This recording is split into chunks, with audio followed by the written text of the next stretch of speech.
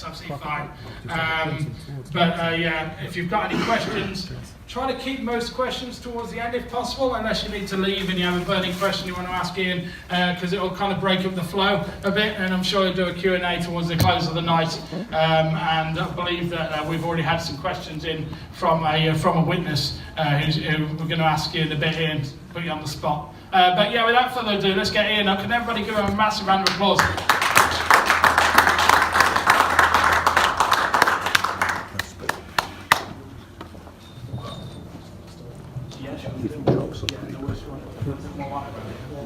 That's good. Cool. I'll do.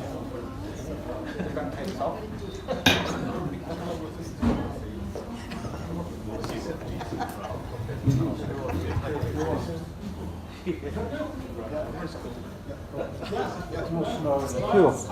That's cool, yeah. Can everyone see the screen still? It's not too bright, is it? Hello, thank you everyone for welcoming me. We'll just get the slides out. Sorry, let me just go on the side.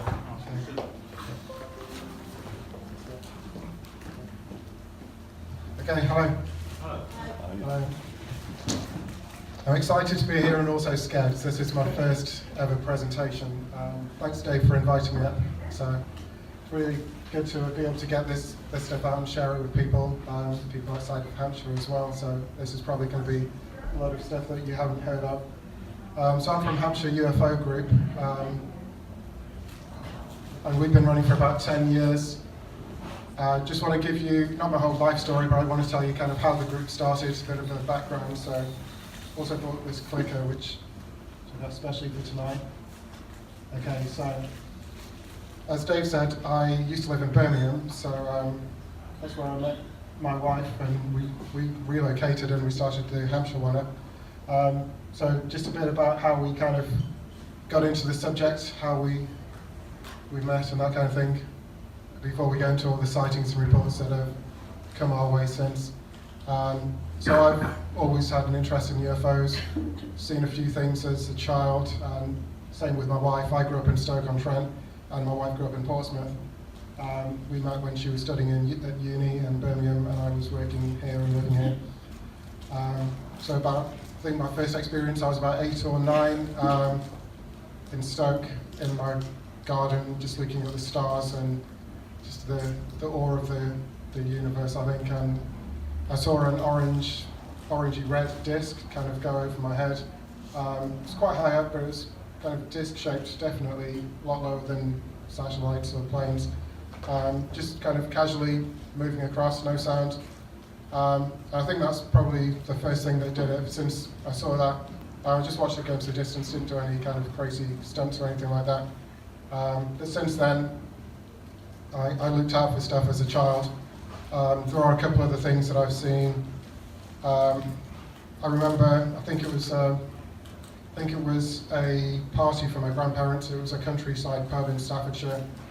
I was standing outside looking at the sky as I do, and I saw 2 lights kind of coming down behind the trees on the opposite side of the car park, and it wasn't like straight down, it was an angle, and as a kid I thought, I wonder if there's a cable car. It looked kind of like that trajectory, like a cable car, but this was just a field. Don't know what that was, couldn't say, but yeah, there's just been a few things throughout my life, I think, like that. The only other thing as a child, and I found a picture on the internet which I added to these slides. So at the time I thought it was a satellite. I was only maybe 9 or 10. It was a white triangle. I saw it from my garden again in the day. This isn't the one, I just found this, and that was exactly like it was. So I remember seeing on John Craven's news round at the time that a satellite had launched, and I thought, okay, that must be it. And it was the same, even down to, it looks like a hole in the middle. It's more of a brighter at the edges. I think that's it for childhood sightings for me. Moving on to my wife, I think I've gone too far ahead in the slides. I'll go back to that one. There she is. Yeah, she's about 8 or 9 as well. She was in Portsmouth playing out the front of where she lived with her friends on the grass. and she saw, along with a friend, saw it as well. It was a rugby ball-shaped object, about the size of a rugby ball. It was, I'm trying to remember what she told me, it was orange, brown, metallic, and it was tumbling. Wasn't much higher than the height of the house, and it just went over the heads and over the building. Quietly just went over them, they just watched it, and I was heading south out to sea and towards the Isle of Wight. So she's always had an interest in UFOs as well. Whether or not, I spoke to her about talking about her and what she'd be happy me disclosing. Whether or not she has been an abductee, I don't know, but she did tell me some interesting stories as a child. Her and her sister, they had kind of common abductee symptoms, that's the right word. Things like nosebleed is quite common. But she told me that she was scared at night. She covered her wall in posters. She said to stop the faces coming through the wall, which was a kind of creepy story. But since I've known her, she's not in recent years actually, but she quite often had strange marks or bruises. It wasn't me. But she, quite often woke up with strange marks, which she doesn't remember how she got. But yeah, she's also quite interested in the paranormal as well. So let me just move ahead. Like I said, I don't want to tell you the whole life story. I'll get onto the UFO stuff in a sec, onto the Hampshire UFO Group. This was Warwick Castle. This was just after we met, we found out we had common interests. She wanted to capture some orbs, so we went to Warwick Castle. This was 2007. And we got this picture, which I don't know if you believe her, if you think it's dust, but we had the intention, okay, orbs, we said, let's take a couple of pictures. So I took that one, and then half a second later took that one. So when we started our group, we were going to cover UFOs and also ghosty stuff as well.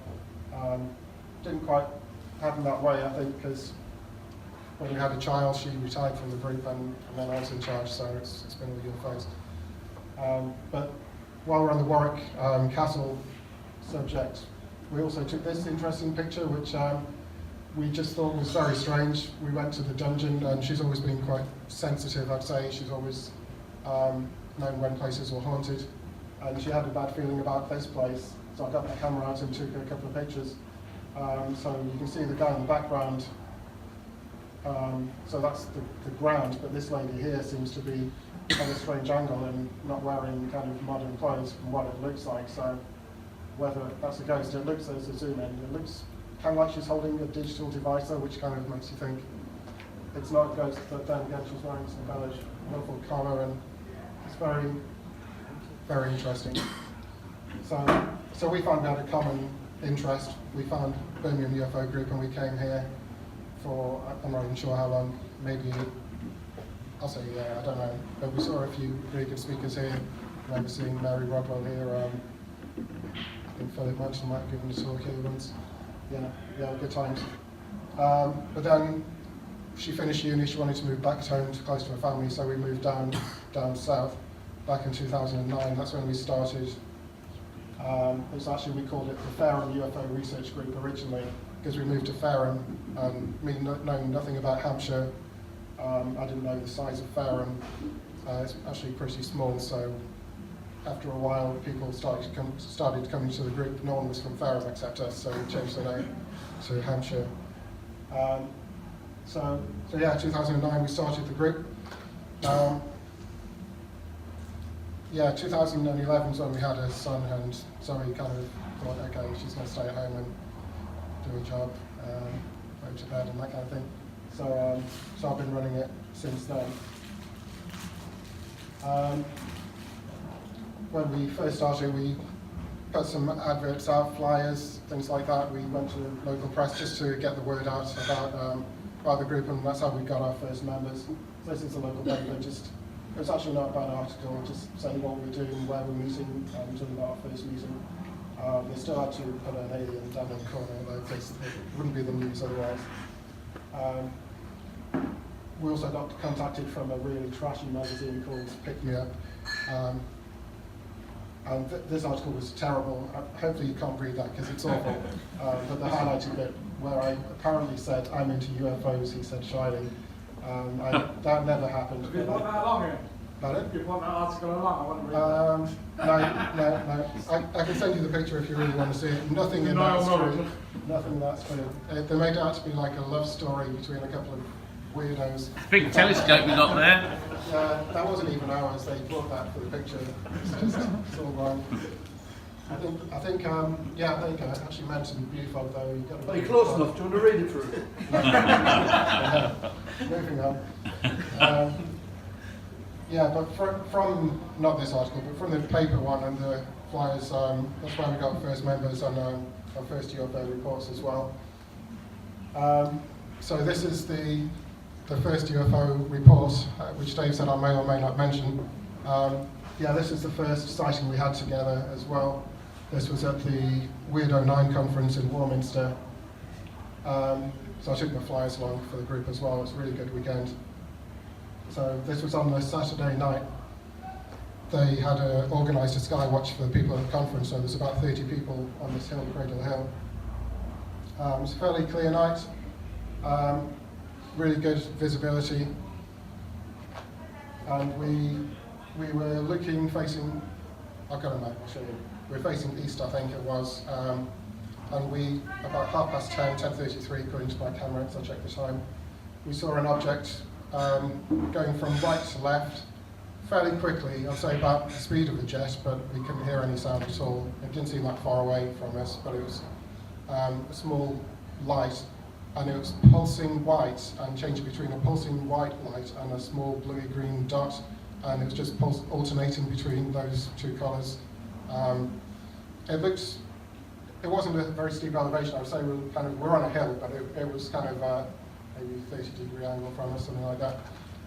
And we watched that for about two and a half minutes.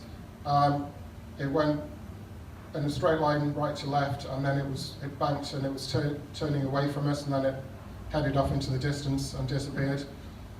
So I think I've got a map here. This is where we were, the triangle, just use my phone to see later. That's where we were, looking down here, and this is where it travelled, approximately. Now this bit here is a military base, and we did wonder if they were playing some kind of prank, but there wasn't any technology that we're aware of. So if they would prank us with secret technology, then to 30 ufologists as well, I don't know. I did get my camera out and record, even though it's a really bad camera. I mean, this was 10 years ago and it was cheap then. So it captured nothing at all. I've got the video I'm going to show. The only thing it captured was me, my wife and Dave talking about what we'd just seen, and this was as it was flying away from us.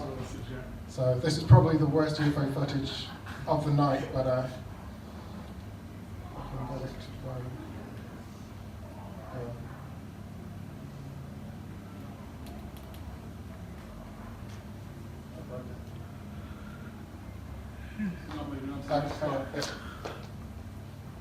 Message it there.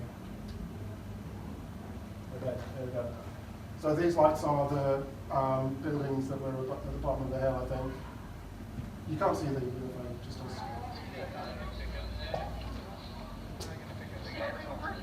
Yeah, it's got a green light on it and a pulsing white light. Go. It's not being jet. It's still there. Well, it's not making any sound. It's going to be turning. Jet's pretty noisy. Yeah, I don't know if you could hear that, but it was Dave describing the colour of it and that it was turning away. But my comment, which I always cringe at when I listen to that now, where I said, jets are pretty noisy, aren't they? Because I was surprised that it wasn't making any noise, but yeah, I know that jets are pretty noisy usually. But there were people with cameras, and I've looked for footage of this since the night, and I haven't found anything online for it, unfortunately, so... Guys at CU4, the guys from the UFO rock band CU4, they said they captured the light, but they said they've still got hold of that footage and they've never gone and released it, but they've taken it kind of on the low at the moment, not really releasing much material or anything, so. Okay. Yeah, I'd like to do that. But if you get in touch with them, maybe they can send you the video. If you get hold of it, let me know. Yeah. I'll add it to the report. Yeah, excellent. So we went back, me and Zoe went back the next day just to get a look at where we were in the day. So we were pretty much on that road there, facing out that way. That's the top of Cradle Hill. So when we got home, I sent a letter to the MOD and I said we're on the Skywatch. I was fairly new to it, I think, at the time, so I think I actually said, I saw a UFO. Can you tell me if you had anything in the area at that time? And we zoom in to their response. They're actually quite helpful, I thought. So they said, thank you for your email. Skip to this paragraph. We asked us to confirm whether any UAVs or military aircraft were flying at this time. I can confirm that no UAVs or military aircraft were in the area at the time. However, a police helicopter was operating in the vicinity. For your information, I've also checked our records and there are no other reported sightings for the Warminster area for that date. So that was quite helpful. I thought they could have just said no, or we've got no record, but they checked for any other reports. They said no. They said maybe it was a police helicopter. So I contacted the Wiltshire Police and I said, can you tell me where your helicopter was that night? And they got back to me as well. They said there are these three areas. So it's 10:33 that we saw the object. They were at 10:25 Hayward. I've got a map and I'll show you where these were. So there are these areas at these times. So if we look at the map, we were here facing east and we saw the object to the east of us at 10:33. So 10:25 it was there, the police helicopter. 10:35 it was down here at Mere. And we did, on my report, which I wrote up at the time, said that we'd commented we heard a helicopter down here over our right shoulders over that way. So we heard the helicopter, the police helicopter. We knew it wasn't the helicopter anyway, we just wanted to confirm with them. So the MOD say they had nothing, the police helicopter was nowhere near it. So what was it? I think that was our first UFO. I did speak to, because Nick Pope was one of the speakers there, I spoke to him the next day, told him about the sighting, and he said that the military knew we were up there, maybe they were playing a joke. He also said his stock answer of that they have technology 25, 30 years ahead of us, but whether they'd be doing that in front of a UFO conference, that would be a bit silly, I think. So that was our first UFO sighting together, our first report for the group. So onto the reports then that we got from people in Hampshire about Hampshire sightings. I wanted to mix things up a bit because I didn't want to be talking for too long. Here's an audio file of the first interview that we got. This guy rang the newspaper and got our phone number. I didn't think they were supposed to give that out, but we were fine with it really. It was our first case anyway. He invited us over to his house. This is Portsdown Hill. I don't know if anyone knows Portsmouth. This is a hotspot. When I moved from Birmingham, I was upset because I think I was talking to someone earlier that I was leaving a hotspot, which was Birmingham, because I'd heard all the sightings and I thought nothing's going to happen down south. But no, there's a lot of activity down south.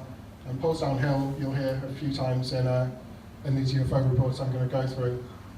This is a military base up here. It's some radar technology, something to do with the ships at the sea. But yeah, these are all houses here. Me and my wife have skywatched from the top of here quite a few times before we had a son, and we didn't see anything unfortunately, but it's a great location. So this guy contacted us, asked us to come over. He was an elderly gentleman. He basically said he wanted to pass all this information on, and then he never wanted to see us again. He just wanted to pass it on, basically. He spoke to us for a couple of hours about all these books he'd read, mainly about religion, about Hare Krishna and Buddhism and stuff like that. He actually only spoke about UFOs for 5 minutes, so I've just cut that audio recording down to that. So this was his sighting, which was 2 discs over Portsdown Hill. It's actually two separate sightings. One was 2007, and then one was a couple of weeks before we visited him in 2009. Now I want to tell you about my experience. I've seen hundreds of UFOs. Just recently, I have seen something extraterrestrial, I'm sure. And everything I see, I try to tell the news or the police or some authority, but I'm not really interested. Now when that lad went missing, June or July 20th. This lad got found up in the case. No, he was found in the boot of his dad's car. Yeah? Yeah? Now on that night, I went outside.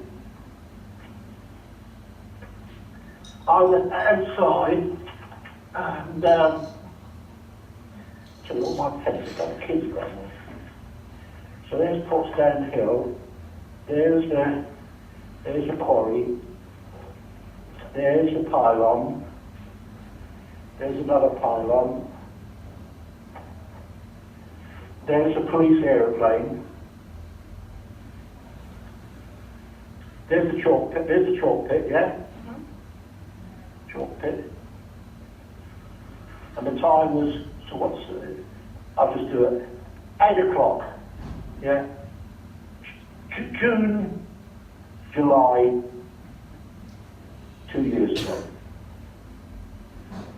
I'm sure that the lad got lost in his father's car. The police aeroplane was, I went out the garden at 8 o'clock, and the police aeroplane was flying over there, yeah? Was flying over there, yeah? Now look at the police aeroplane. Now we've all flown an aeroplane, haven't we? And we've all looked out the window and seen, when we're taking off or landing or whatever, seen other aeroplanes underneath, haven't we? Pretty good view, isn't it? Very exciting, I find. So you've got this bloody police aeroplane, and all of a sudden, I saw these two silver gold discs. I would say they were about 8 foot diameter, and they were about 10 foot apart, and they were travelling parallel to each other along the top of this bloody wire. Of course, I didn't have time to do it, to get a camera or anything. Oh, bloody, what the fuck? So they vanished in the east. Now, in the west, in the west, it intrigued me was when you said the Titchfield area, yeah? They were going in the Titchfield area, yeah? So my son, one of my sons, is an aero engineer. We ain't no sluggards when it comes to technology and so on. So we keep it simple. We said about balloons. We said about helium balloons. Well, helium balloons only go up and down. They don't, unless they get caught in the Gulf Stream, so many miles up, where they travel, yeah? Because that's what they use, don't they, and the aeroplanes use it, don't they? But this was these things were there, like that, going on the top. So we talked about it, and we said that they couldn't have been helium balloons, because, pardon me, helium balloons would have gone straight up. They couldn't have been balloons, because what trapped them, travelling parallel to the Earth, going from east to west? No, what? East. Put that down. East, west. You know, there's no human phenomenon, yeah, that could do that. So I phoned up the various authorities. I didn't get any joy with the police, but this is where, if you're going to get interested in it, this is where you're going to get an input. I know one air traffic controller, Kelly. She's now a local ward, which I asked her if she'd seen anything or heard anything when she was controlling traffic. She said, people won't do it. They're scared to put it down. And when they put it down, they lost the job. Their integrity is questioned, yeah? So what you'll be looking for, I hope, is some method to contact someone from either a university somewhere or someone that's on the television, yeah? And then be articulate enough to tell them what you've seen and what you've heard, etc., and then build up a file up, yeah? So that is that one. And last week, I take my dog, I take the little fella out twice a day, yeah? Because I play in the mouth organ while I'm up there. I'm pretty good at it as well, you know, I say myself. And it's not as hard as the same as the bagpipes, but I want the neighbours up too much. So anyway, I go up the hill, and I like to lie down, and I've done it since I was a kid, because I was brought up there in this area. I lie back and all of a sudden, held back, the black button, I saw a silver disc. But then this disc was that way. But those, they were that way, yeah? So again, if I could draw that, there's the slide coming down the chalk bit, I'm lying there, and I saw this round disc there, that way. That's bloody weird. Now, one thing that you've got to, I asked you for orientation, didn't I? If you've got to treat, I can't even say the word. You've got to be able to get yourself back into focus. Do you know what I'm doing? I understand. I'll just explain it anymore. You've got to be able to get back to that one spot. Pilots, they have all sorts of tests to make sure that their vision, eye and hand coordination is there, yeah?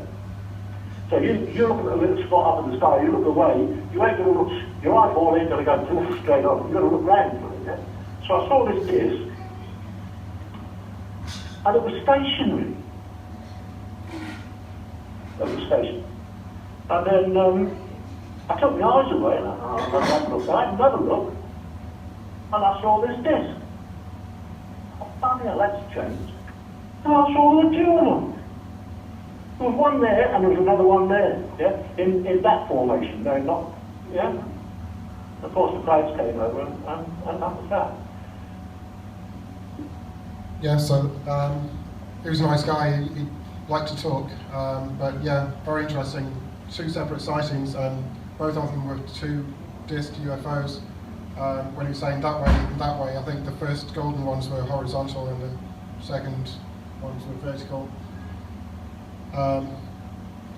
There's another case. I don't know if you guys were here. Leo Lindsay gave a talk here last year. I've got a clip of him now, because it was actually only a few years ago I spoke to him, but because his sighting was 2007, but it was October, I think, a few months after this, and he was Bognor Regis, which is about 20 miles to the east of here. But his was similar in that it was 2 discs, another pair of disc-shaped UFOs. So this is Bognor Regis, July, 3 months later. And this is his story, which I've trimmed to 5 minutes because he was speaking for about 3 hours when I went over, but anyway. 4th of October 2007. Okay. 6 o'clock in the evening. My wife was in bed. I took her up a cup of tea, gave her the tea, woke her up, and I pulled the curtains across, looking, what would that be? Well, it doesn't really matter really, but west. But I looked out the window, looked to the left, and just coming over the trees was what it looked like 2 air balloons, but they were round. And I didn't sort of think anything of it. I went down the stairs to get my tea, thinking, I've never seen round balloons before. So I went down, picked up my tea. There's the patio doors as they are around there, facing that way, facing south. So I'm standing there, and just over there, I don't know, over the house opposite, it's impossible to tell how far away they were. But when I first looked out the window, they couldn't have been more than 200 yards away. Probably not even that, they looked ever so close. But looking at these 2 over there, they were probably a bit further away. And what you saw was they looked like 2 pairs of something that were dancing. They were sort of going like this. It was the brightest sunny day you've ever seen. In the distance was a white puffy cloud, and that, I don't say it played a part, but it gave you some structure to what I'm going to say. Away to the right, the sun, 6 o'clock, the sun was away to the right, and there was red streaks all over the sky where it was really, really hot. Well, sunny, it had been a very hot day. These would look like 2, something dancing together. What the hell are they? And I'm thinking, was that what I saw out the back? And I'm looking at it, and I open the door, this little patio, and I'm thinking, and my wife is standing there, what the hell is that going on there? I said, are they flickering with the light, or have they got a pulse? And she said, oh no, they've definitely got a definite. So I turned to the left, and I do a bit of bird watching occasionally. I picked up the binoculars. To be fair, they were old, but anyway.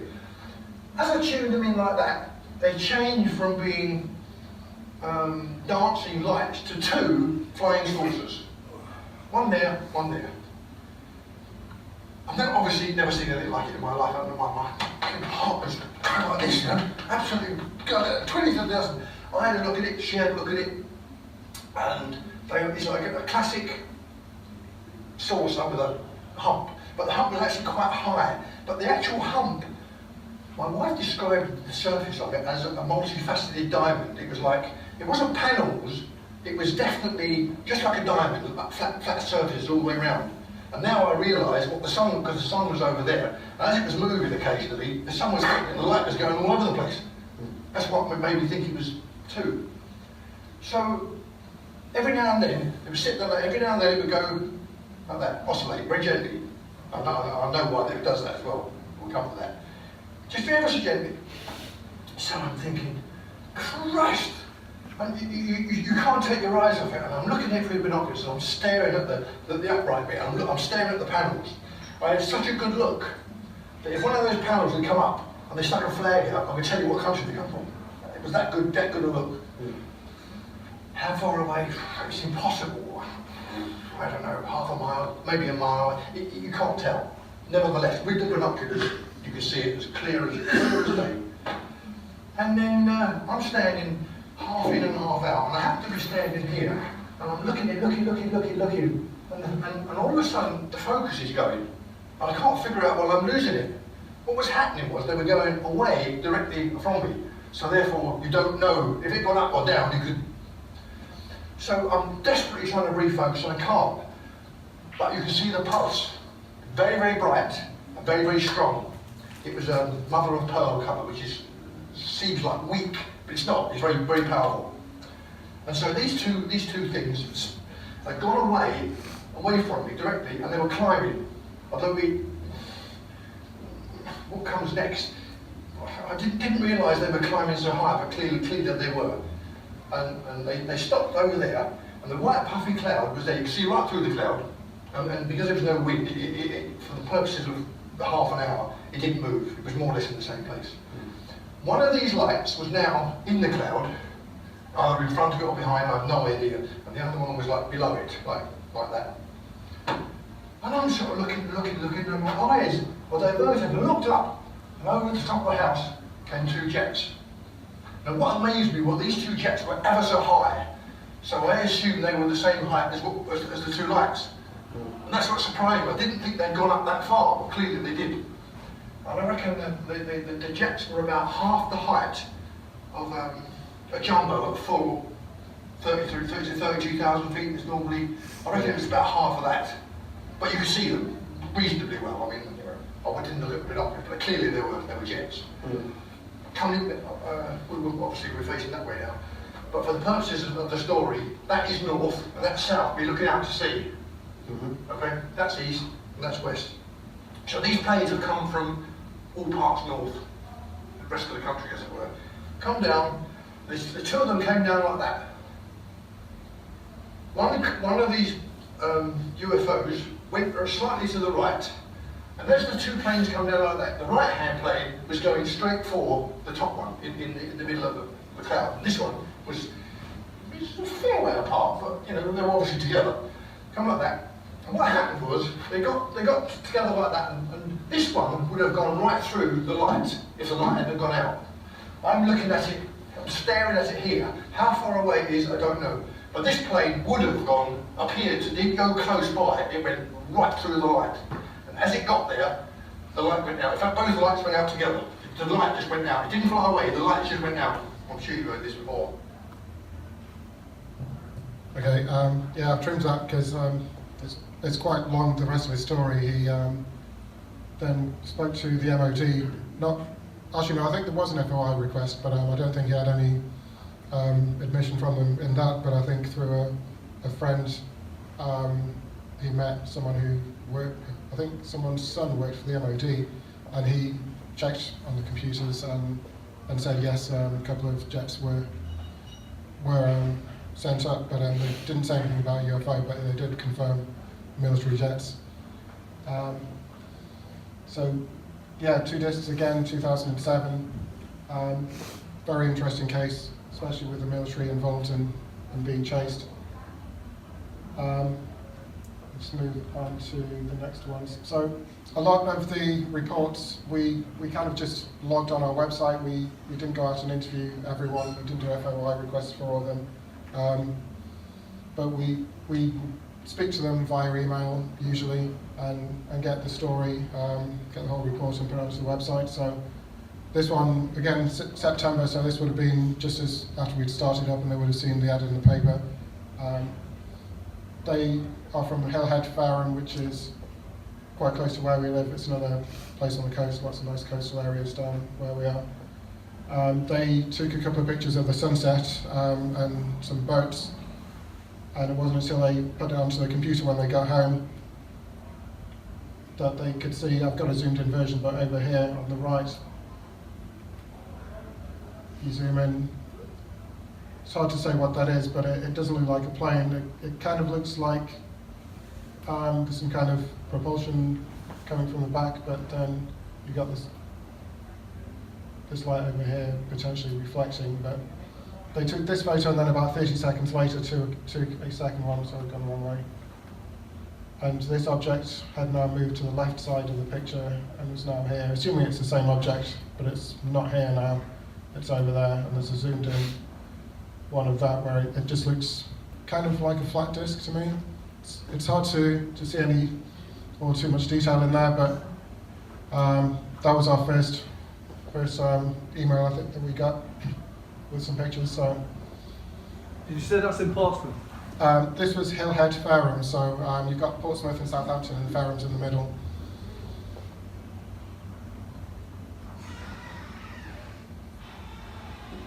So another just email correspondence. Back in 2010, this was back in March. Someone said that they got home from work and they saw a red light coming over the top of their house. Got brighter and then shot away in a V shape back south again. And their partner also saw it as they got out of the car. And then they just said they're going to get a camera. We hear that quite a lot. People see a UFO and then they take up a really strong interest and get a camera and quite often join the group as well. But we didn't hear it from these guys again. But this was one that we just logged on our website, got all the details. I don't think there's any point of asking about police helicopters. Red light, got brighter, shot away in a V shape south again. This one, I'm not going to read it all, but this was a sound that they heard. They didn't see a UFO, they did see an orange glow, but they didn't get out of bed, but they heard a droning sound from their bed in the middle of the night in Fareham. It just appeared to go past their house, and there was an orange glow through their window. They posted it on Facebook the next day, and someone in Portsmouth said that they heard it as well. But I think this one said that it was heading in the direction of Portsdown Hill. Yeah, there you go. So not just UFOs, we get reports of strange sounds as well. So this footage is mine because I got a night vision camera. It's called a Yukon Ranger. So I've got a few videos I want to show you. I think, especially in the earlier days, a lot of the first half of these slides are either me or my wife seeing something. So we didn't have too many members and not too many people knew about the group. But we did a lot of sky watching in our garden. So this one, actually, I was playing with some motion detection software. I used to plug the camera into my computer, lean the camera against the window ledge, and then go to bed and then see if it caught anything in the night. This night on 30th of August 2010, it did catch something, and it captured things like satellites and planes quite a lot, which I'm not going to show you, but this was different. So this only about a 5-second video, I think. The first bit, I was just flashing a green laser just to make sure that the camera picked it up and recorded, so you'll see it record just a green laser flash. And then when you see the UFO, this was later on that night after I was asleep. Let me just play this now. And it was flashing rapidly, that was me. It occasionally took snapshots, which is why you see the stars moving like that.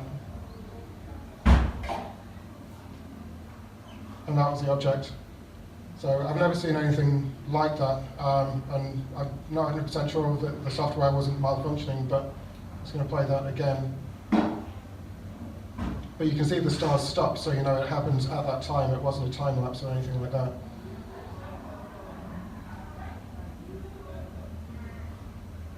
Yeah, very interesting. So this was the following year actually, just on another Skywatch. We were in our garden again. Usually my wife Zoe, she'd be looking at the sky and I would be looking at my night vision. I had it plugged into my laptop and I just monitor the screen while the camera was pointing up.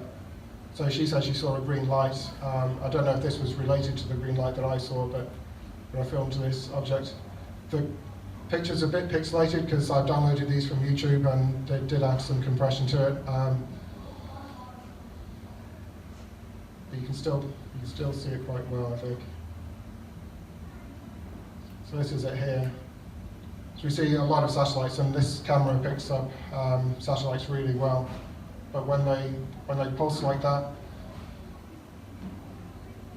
it's just a bit more unusual, I think.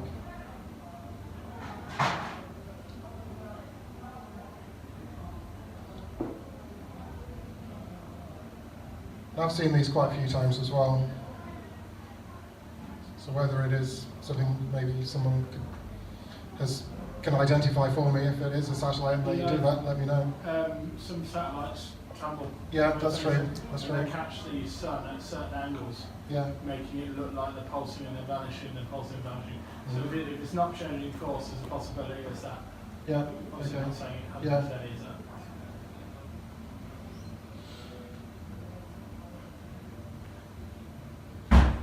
I've got a video which I didn't bring actually. I was planning on digging it out and adding it, but I didn't. But it was, I don't think it was pulsing, but it did change direction. It was kind of, but it was very unstable, that video. It's quite hard to see because I'm kind of trying to keep it in the camera, but it did take a 90-degree turn. But yeah, this one just goes in a straight line, but it does this strange pulsing. We've got some videos later which do similar pulsing, but definitely aren't satellites, but this one I'm not too sure. So there was, I think I just skipped a slide, but that just said 15 minutes later I saw another object, and this one wasn't pulsing or flashing, it was just going like a satellite, so I was just watching it, not filming it, but then it did start pulsing and flashing, which is when I started filming it. Good place. Okay. That's the first one, sorry, that's the second one there. Okay. Yeah, so I mean, I would have thought it would be doing that the whole journey across the sky, not constant brightness, and then after a minute or so it starts doing this.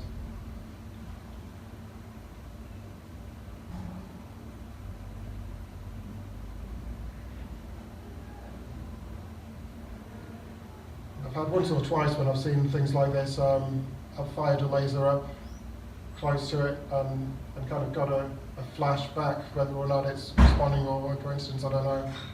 I've seen people on YouTube do that as well. This does do a couple of quite big flashes in a minute. It's actually about 1 minute into the video.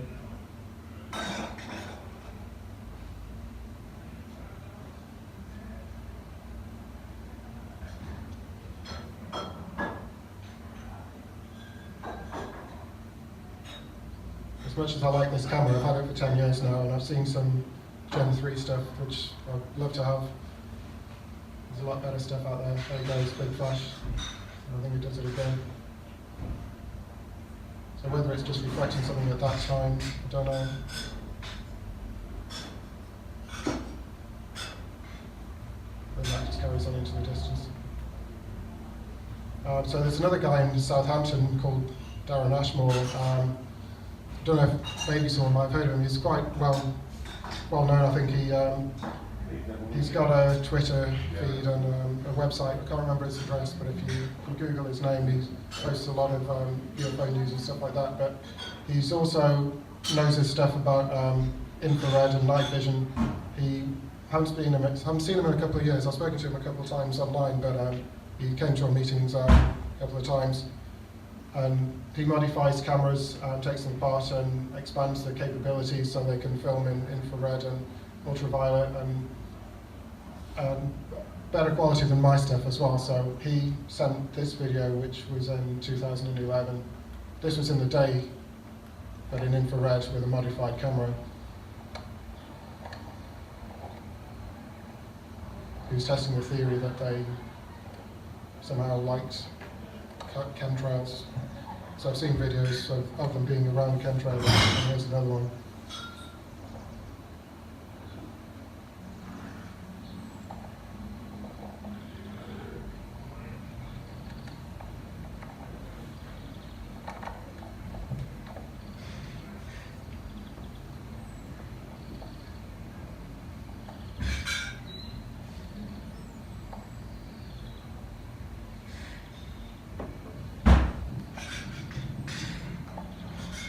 He used to run a forum called UFONV.com, so that's not around anymore, unfortunately, but he's still quite active on Twitter and his other websites, something like International UFO, I can't remember the address exactly. If you want to find him on YouTube, his username's Daboxash, D-A-B-O-X-Ash, and he's got quite a few videos. He hasn't uploaded anything for a while, but there's a lot of videos with his modified cameras, which are very good.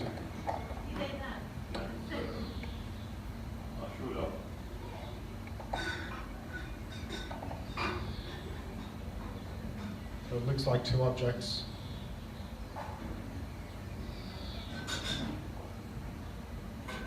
Just kind of hovering. It's interesting when you get reports of really small objects like Zoe's rugby ball, and there's a report later on of another small sphere-shaped object. Don't know what they are, some kind of probes or what, I don't know.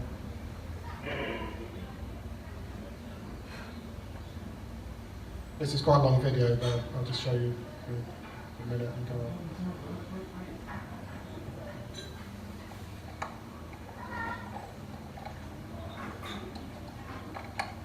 So that's in Southampton.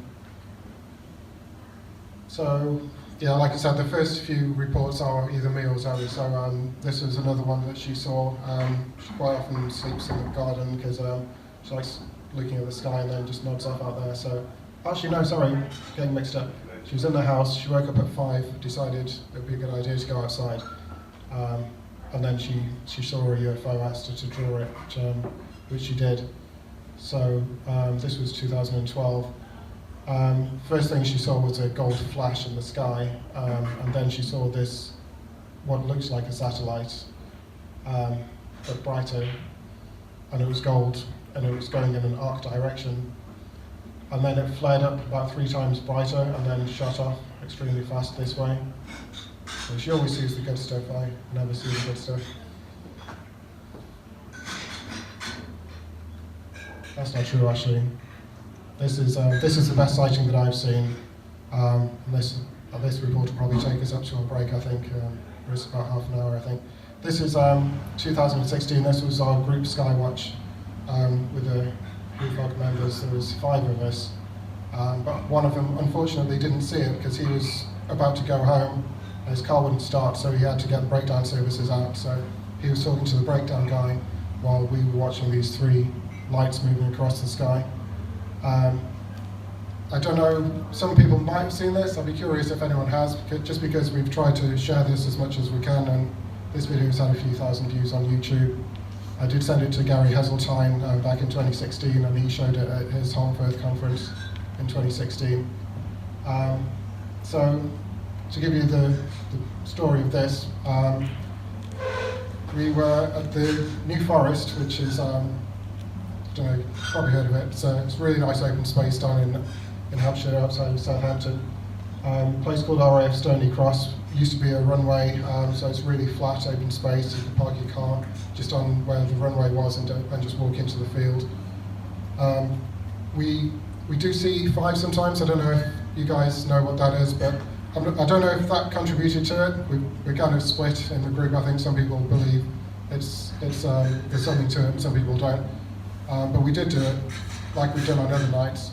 I've not seen anything other nights, but it's basically we meditate. I've got an app by Stephen Greer called ET Contact Tool, and Stephen Greer talks through a meditation where you project your mentally in your mind, you project your geographic location out into space and send a message for extraterrestrial civilizations to come and visit you. So we did that for about 20 minutes. And then it was about an hour or an hour and a half later that we saw these lights. So we were standing at the side of the road, kind of making sure our friend was okay, who wanted to go home. So we went in the field at that time. Then one of the other guys, Dave Twine, he saw these 3 lights coming out from behind the trees off in the distance, and he had his binoculars on them. He said there was 3 orange lights. So I thought Chinese lanterns, but I thought, well, we're not doing anything, we're just standing around. I'll get my night vision on it, and it's quite fiddly to set it up. I got it plugged into my camcorder through a wire. When you're doing it in the dark, it's quite hard, but I managed to set it up and start recording. And this is what I recorded. So this video is about 8 minutes long. Before I start it, I'm just going to say there's a couple of extra lights moving which I didn't see at the time, right at the beginning, because I was so focused on keeping the 3 lights in. You see a small light coming down in between the first 2, which I only saw when we played it back later, which kind of shows that, so we weren't sure if it was one massive object or 3 separate ones, but you see it going in between them. So it was either 3 separate objects or had some kind of cloaking technology, I don't know. And also there's a fairly large light here, so there's 3 lights in parallel, and then there was a light up here which I didn't see, and it looked like it was coming down, but it kind of goes off, so I wasn't following it, but I'll point it out when the video starts. I need to come out of this. I tried to embed it in the slides, and it just wasn't having it because it was quite a large file. At least this one isn't compressed by YouTube. This is the original, so it's still the same quality. It's on the wrong screen. Hang on.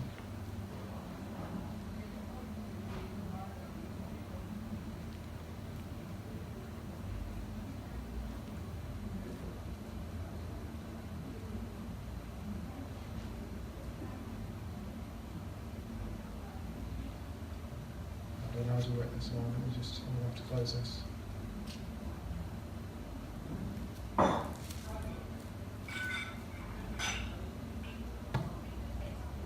Okay, sorry to break the immersion. Here we go.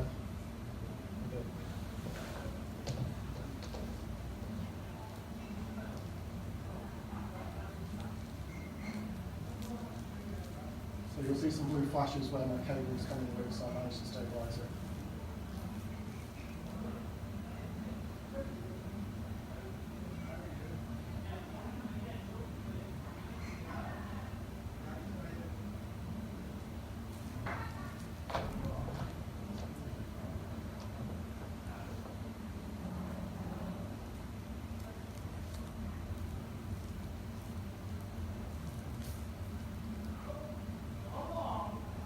It's this light here. It might be that. There's a light that's moving. Yeah. What are those 3 lights? Sorry? What are those 3? These 3? Yeah. Yeah, this is the. Oh, that's it? That's it. That's Sorry, it. I Yeah. thought that was the... No, these are moving. Yeah. I think I missed pointing out that one at the back, but that kind of went off there. I don't know if that was part of the same thing or not. Can you see this in your naked eye? Yeah, but they only looked like dots. This is a 5x zoom. Right. You could see them. Through the binoculars, Dave could tell that they were orange. To naked eye, it was hard to make out. They just looked like 3 dots. It's interesting that they weren't flashing, and then they do some very strange flashing. We couldn't hear any sound. We weren't the only ones to see this. I checked online after. I don't know if you know the website Beams. It's very popular for UFO reports. But 5 other people reported seeing these across the south of the UK. The first report was in Cornwall at 11 p.m. This was 11:35.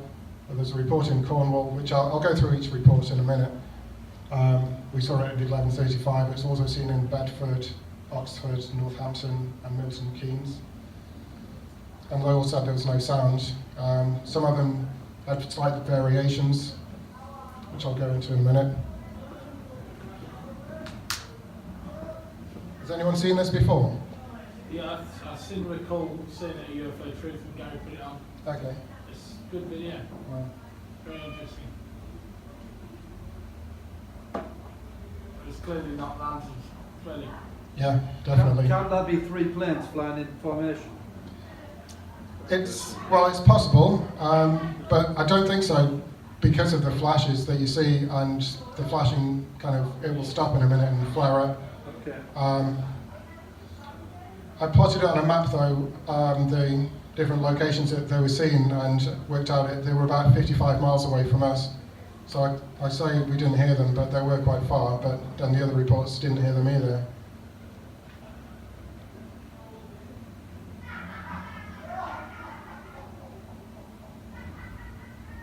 It's interesting that stars seem to move between.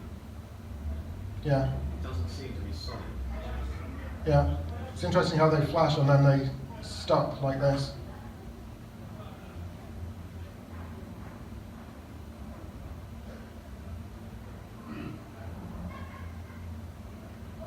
So they were travelling northeast, away from us. We were facing north. Is there any sound to go with this? No, unfortunately not. No, it doesn't record sound. The setup I had. In hindsight, I wished I got someone else to record with their phone or something, so we'd have more than one source. But yeah. So how many witnessed this at the time? There were 4 of us that saw it. Yeah, there was 5 on the Skywatch, but 4 of us were watching these. And they do it again. They go from flashing to kind of flaring up. The two on the right are closer together now. It's almost as if it's turned around.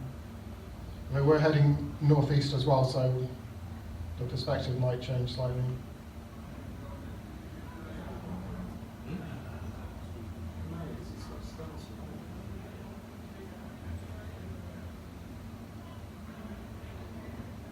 That's a plane going from right to left. I had a look on Plane Finder. In fact, I've got a video of Plane Finder which does show that plane going from right to left was a cargo plane on its way to the Netherlands, but it doesn't show anything else in the area.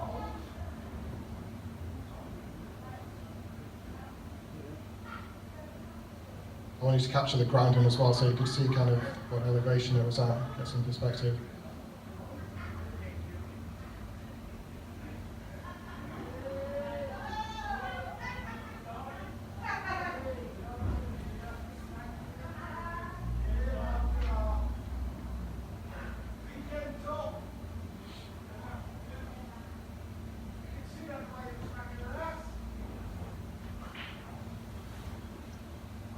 It looks like the flashing gets more erratic around now.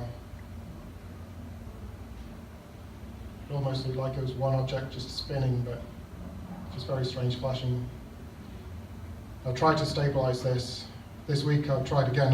I tried back in 2016, and because I was putting these slides together, I had another go at this software on trying to stabilize it, because it looks to me, because I've watched this a lot of times, like maybe there might be a 4th light. Yeah, it looks like 4, doesn't it? I'd be interested in that, some software for stabilising video. I've got a couple of sequences on it. I've been looking for software that does that.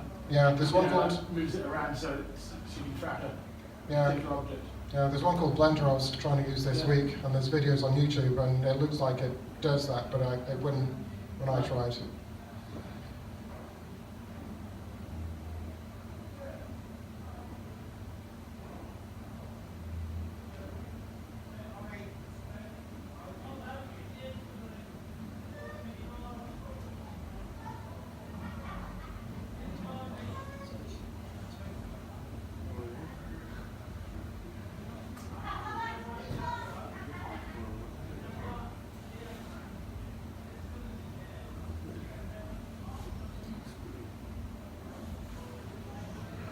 I did wonder if there was some kind of message from an alien civilization that hopelessly tried to note down sequences on Notepad on my computer to see if it's some kind of code, but I can make any sense of it. And I watched that sci-fi UFO film with Gillian Anderson. I think the guy in that did something similar, but I'm not that good at maths, so.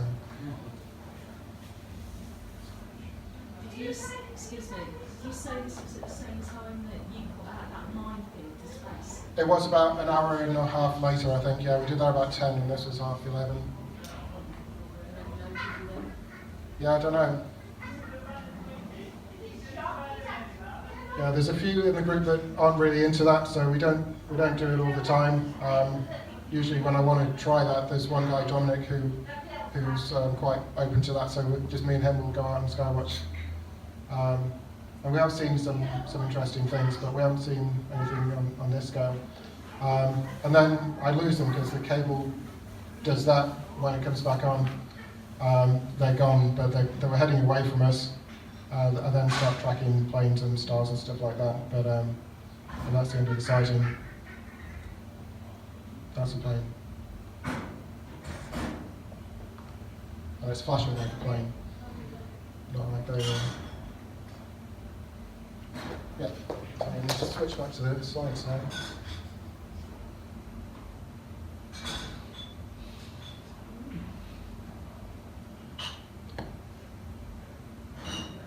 So I think I'm going to have to do this like this. I don't know how else to get back.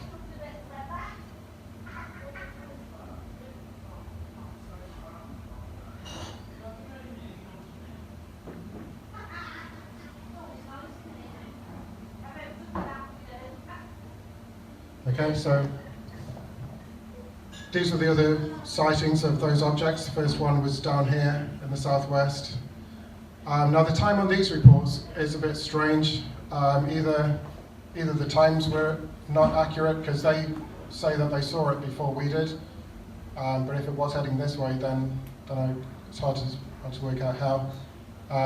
But I'll go into the statements in a sec. But they saw it at 11. We saw it at 11:35. And then up here, Oxford report objects travelling north, 11:30. They say identical to the New Forest video. This is 11:30 though, 5 minutes before we saw it. Unless, if it is alien, then they can probably jump around.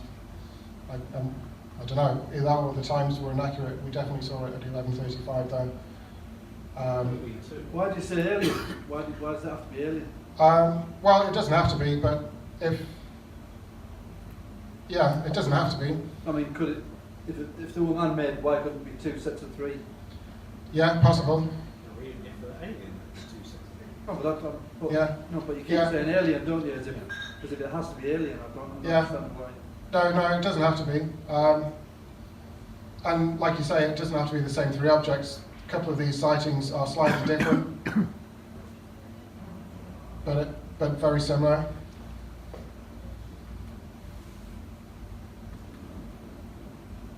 So I did just some basic maths to work out how far they were away from us and how fast they would have been going. The distance between the first sighting and the last one was 250 miles. And 50 minutes apart, 11 there, 11:47 at Northampton, which would make them about 300 miles an hour, a little bit faster. So going from that direction as well, just plotting it on a map means it would have gone over Bath when we saw it, and that's about 55 miles away from where we were. I did look at helicopters, could have been Chinooks, but max speed of those is 196.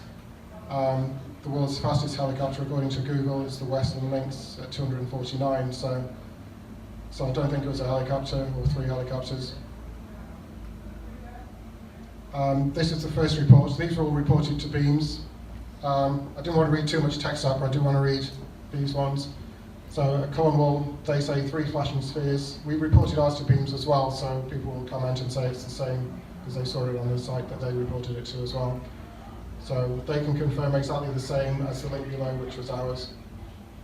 It's on a correct trajectory, so northeast.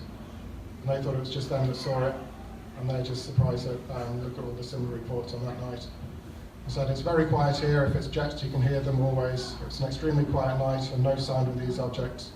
If you look at timing, 11ish and tracking, it ties up with the other viewings. So then, if we go from the times that they reported them, then the second report was 11:20 in Oxford, which was northeast from where we were. They said, I was a passenger driving to Banbury from Bicester. On the back road heading towards Baynard's Green service station, I noticed an orange-coloured light, so just one light, moving fairly swiftly alongside the car heading the same direction we were going. I'm guessing it was maybe a mile or 2 away from us. I didn't think much of it at the time. 3 or 4 minutes later, we stopped to the services at Baynard's Green to fuel the car. And while we were leaving the petrol station, we saw the same light, but this time it had split into 2 orange lights, stationary in the sky, just across from the M40. At first I thought it was a plane turning, and the 2 lights were the wings, but what was strange, it was totally stationary for the whole time I watched it, maybe 3 minutes. They were positioned one light above the other, with the bottom light off to the right of the top light, then a third light appeared to the right, then a third light just appeared from the top light. Now I was looking at 3 lights in a diagonal line positioned in the sky. By this time I was on the motorway heading north towards Banbury with the lights to the left of us. The objects began to separate slowly. I watched them for the whole 9 miles. I travelled on the motorway and didn't pass them, meaning they must have been a great distance away. They were very bright and moved apart slowly from each other. They moved a long way from each other, separated in different directions, remaining in a diagonal line. Then they disappeared into thin air. I've never seen anything like this. One other thing I did note, there was a police car on the motorway bridge towards where the lights would have been by the time they had disappeared. But by this time they had disappeared. I would have said they were lanterns, but they just don't materialise from one another. Plus, it split into 3. The lights were moving very quickly through the sky. Very strange. I just want to add, loads of people must have seen this, as it was right on the side of the M40 in full view of all the traffic. So whether that's the same as what we saw, I don't know. They do say 3 lights in a horizontal line. It's interesting that it split from 1 to 2 to 3 and then disappeared. And the other reports were clustered around that area. So the next one was Milton Keynes, which was fairly close. 10 minutes after that, at 11:30. They said we were travelling along the A421 towards Buckingham when we noticed 3 lights, exactly the same as in the video from the New Forest, which is ours, which appeared to be stationary in the sky. The 3 lights were equally spaced in a horizontal line and very bright. At first we questioned whether they were Chinese lanterns, but they didn't appear to be moving. We continued to observe them as we drove along and then pulled over. They then started flashing as in the New Forest video, and we assumed they were army helicopters flying in unison and thought no more of it. However, on searching the internet today, we saw the video from the New Forest, which is identical to what we witnessed. So they confirmed it's the same, and it was nearby to Oxford, 10 minutes later at Milton Keynes, and stationary, and then started flashing like ours.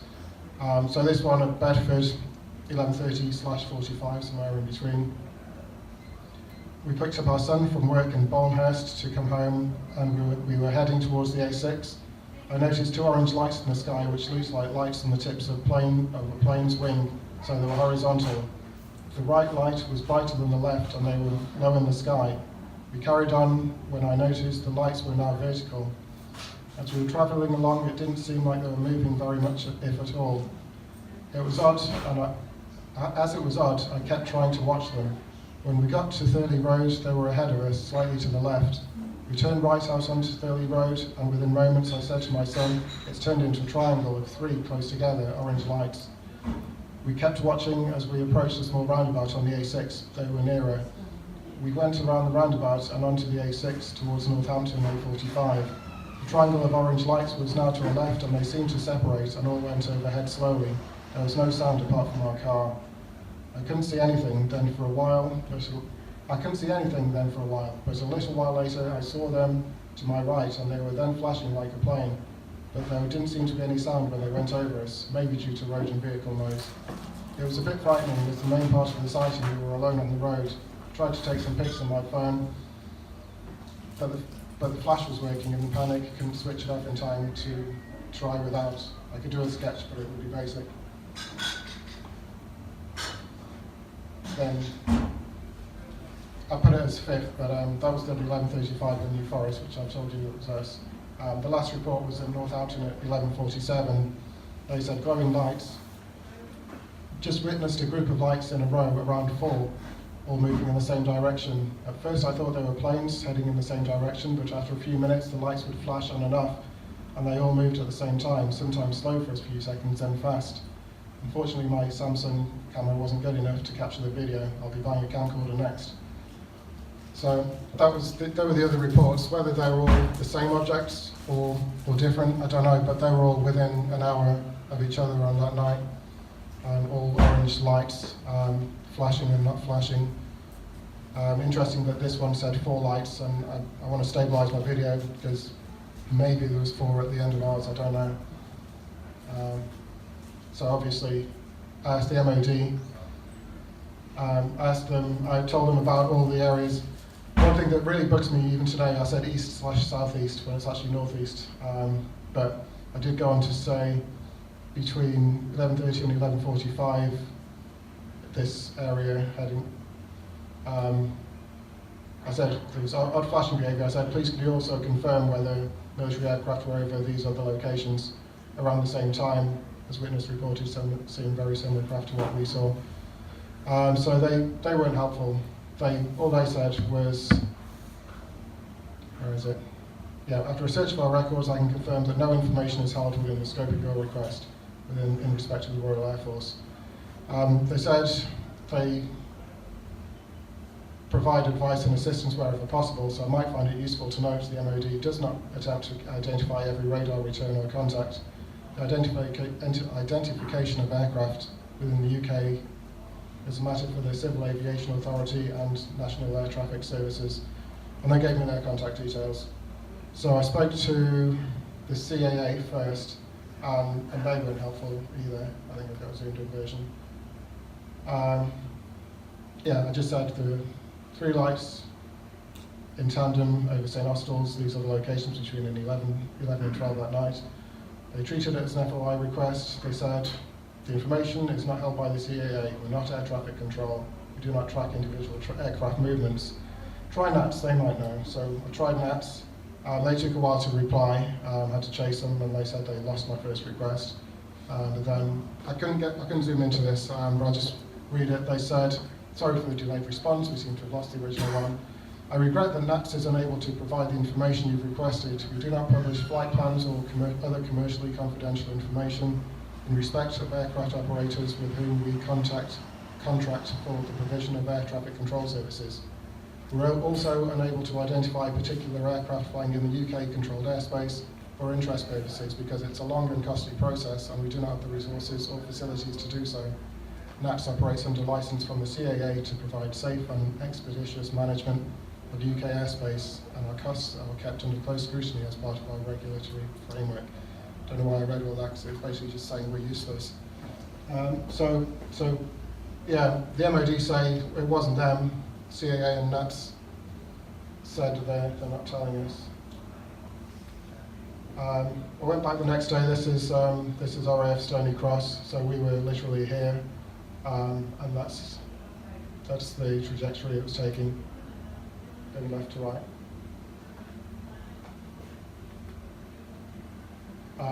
Yeah, I said I went on to Pathfinder as well. I did just quite amateurly record my iPad screen, so you can set the date back.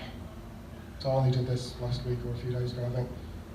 But I wanted to see what was in the area. I know it wasn't a commercial flight, but maybe flights were diverted away from the area. Maybe it shows some strangeness.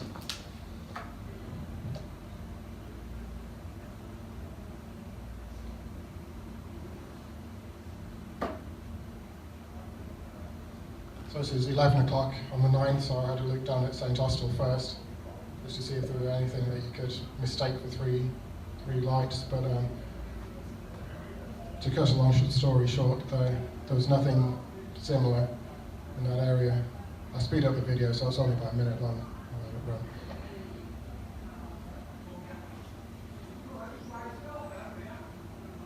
So we were here. This green bit here is the New Forest.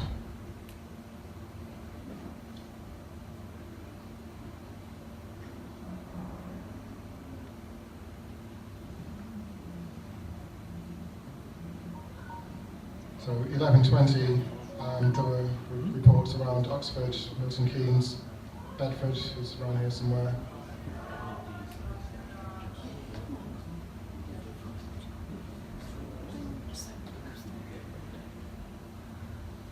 And 11:35 is where we saw around here, heading northeast. We did see a plane going to the left, which was this cargo plane. But apart from that, there wasn't any traffic at all in this area. And 1147 was the last one, where Northampton is somewhere around there. So it wasn't commercial.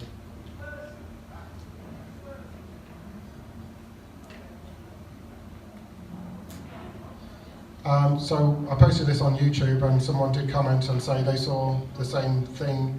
This was a different date though, this was February the same year and in London, so whether or not they are the same objects or not, I don't know, but the formation's the same, and they did a video which they put onto YouTube, and it goes over their heads making no sound. This was 5:30 in the morning. 5:28. 3 objects in the sky. Oh my God. 3 objects moving. The time is 5:28 in the morning. Whatever that is massive.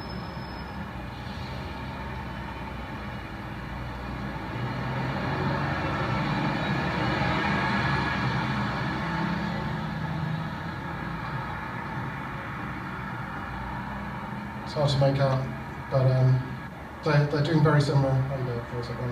Very similar formation and flashing. Like I said, this was February, not April. 3 So objects in the sky.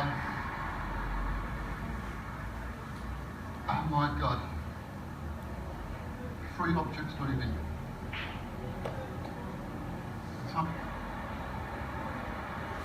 he loops this a few times. It doesn't actually get any clearer. 3 objects in the sky.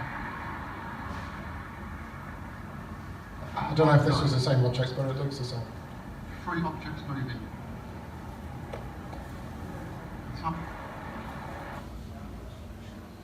Okay, and I think it's about time for a break. I think we're actually over halfway, but let's end with part 1.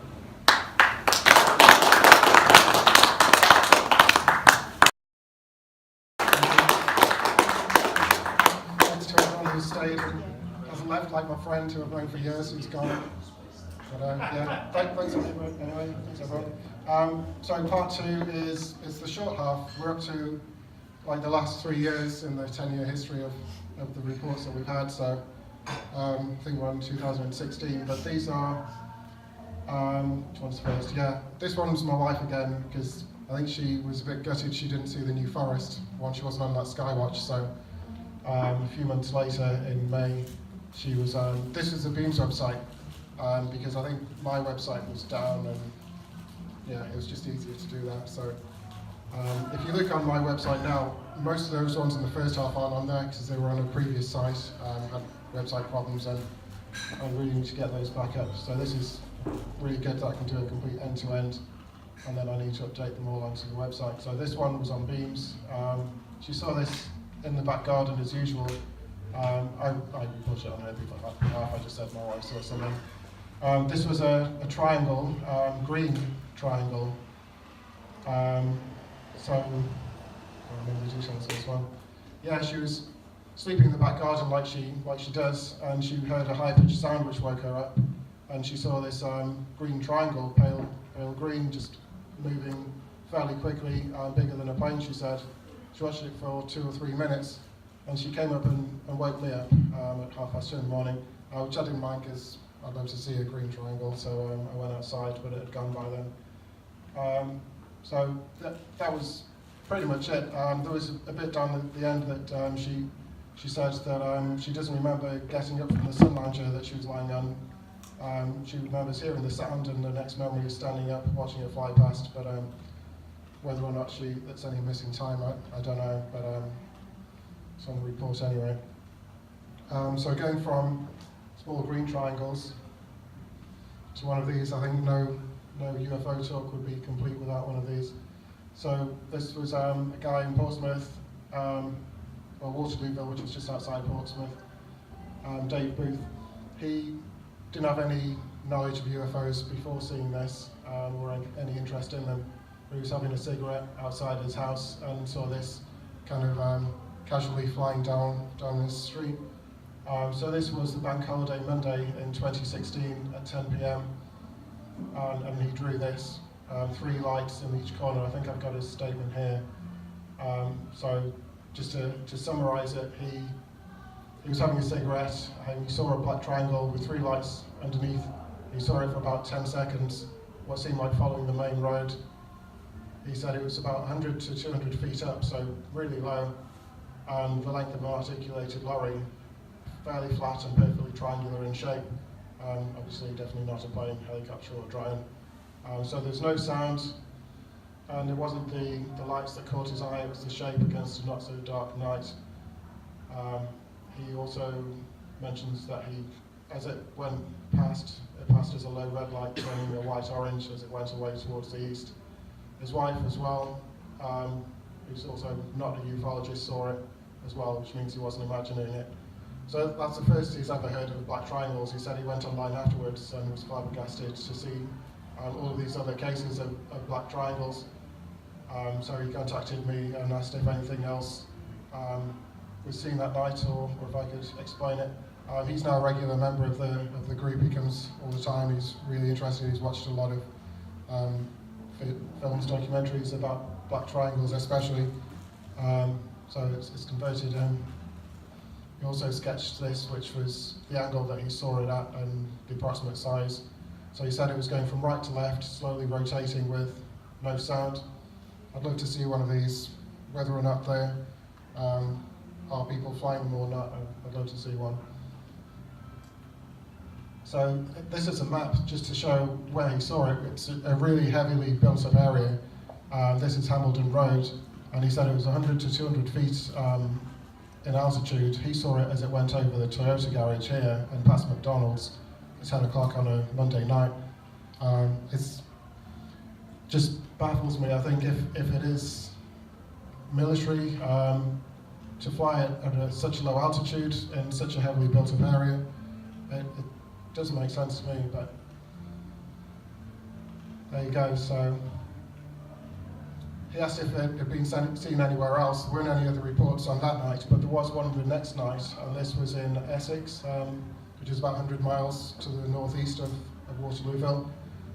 This was at 11, I think, at night, so his was 10. So hard to say if it's the same object. This was the following night, but it was very similar that they said, back on again, and it just flew past from west to east.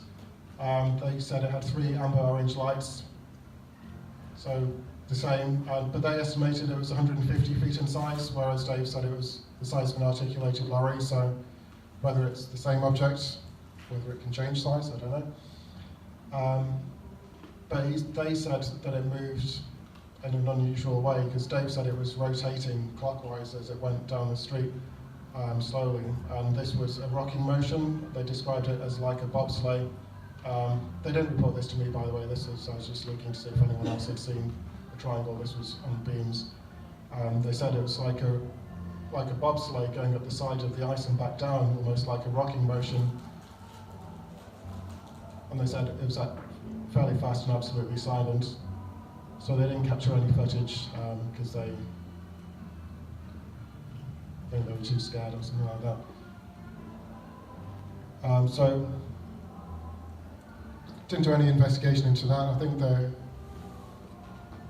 not much you can do about that. You can just get all the information and get it documented and carry on watching the skies. So this is the next sighting, which was emailed to me, I think. This was 2018, that's last year, wasn't it? Yeah, so we're into the last year now. This was a fairly busy year though, quite a few sightings last year. Someone said that, actually I've got the website working again, that might have something to do with it, that I can actually put the information on. So I think the group did start to grow a bit in the last year, and people were hearing about us a bit more as well. So they were returning from work, got out of their car, and they saw, this was 5 flashes. I'm not going to read the whole thing, but they saw a series of white flashes in the sky, like a strobe light, they said. They've attached a sketch to show, so it's 5 fairly quick flashes in this kind of formation, just white flashes, one after the other. We've seen something similar a couple of times on our sky watches. There was one we sky watched, it was over London way actually, a place called Horsell Common, and I didn't see this. I was going for a wee behind a bush, so I don't talk about it too much generally, but the rest of the group did. They said they saw 5 white flashes in the sky. And I think on the last sky watch we did about a month or so ago, which was at Stony Cross again, New Forest, we did see some white flashes. It wasn't quite like that. It was just a flash, and then a few seconds later there was another flash. It was just some object moving and flashing. But to have 5 in that kind of pattern is very odd. They said just to compare it against the size of a star, it's much bigger than that. So it's just 5 flashes and then gone. They also sent a star map just to say what area of the sky they were looking at. So this one is Petersfield. It's another place we try and sky watch. There's a place called Butser Hill, which is a really good vantage point. It's on the A3. I don't know if you know the south that well, but if you're going towards Gatwick Airport, it's probably halfway between Portsmouth and there. At Petersfield, they said that they saw 2 large balls of light in the sky overhead between Petersfield and Harting. No sound. Planes passed further away and they could hear them. They said the objects moved towards each other, then one slowly moved away to the northeast, while the other one climbed in height and remained stationary for 45 minutes until cloud covered it. They said they've seen the same lights up to 3 at a time regularly over the last 12 months, so 2017 to 2018. They said they had a video as well, but they never sent it. Unfortunately, they didn't get back to me when I asked for that. But yeah, we've sky watched it there a few times. We haven't been that lucky yet, but they've seen some interesting stuff. So this one, I mentioned Dave Twine earlier. He was the guy who saw the 3 lights at the New Forest first. He's been a member of the group since pretty much the beginning, I think. So he knows what he's talking about. He sky watches all the time. He keeps his binoculars next to his window, so when he kind of walks past it in the night, he'll have a quick look. So this sighting was on the 11th of June last year. He was sitting in his garden with his parents. It's 10 to 8 p.m., clear sky. He noticed a light lower than the planes, a bright object, he said. So he looked through his binoculars and saw he's got attached a picture, a perfect circle, so whether it was a disc or a sphere, I'm not sure, but he said the top half was bright red, like the DPD parcel bands, and the bottom half is described in the picture. And this was travelling south over Portsmouth towards the Isle of Wight, and he said it wasn't going, didn't climb or descend, and eventually went behind the house that backs onto his. His parents saw it as well, but not with binoculars. So this is what he saw. He said that the bottom was reflective, either white material or white light, and possibly reflecting the sun, which is what caught his attention. And that was the colour of the top. I'm not aware of DPD using this kind of technology for delivering parcels, so I don't think it was them. He saw a few other things as well, around about the same time. The next one was the 13th, so 2 nights later. He got up at 2:45 to use the loo, I think you might be saying that. He looked outside the window for any UFOs, because he's a sky watcher like me. He saw what he thought was just another planet. He was half asleep, but he picked up his binoculars and focused on the object. It looked like just an ordinary orange-coloured planet, so he put his binoculars back down again. A few seconds later of watching it, it disappeared, just blinked out. So he watched for a while, but never saw it again. But then, about a week later, 22nd, 1:25, at the same area of the sky, he saw the exact same thing. He didn't have time to pick up his binoculars, and it just disappeared.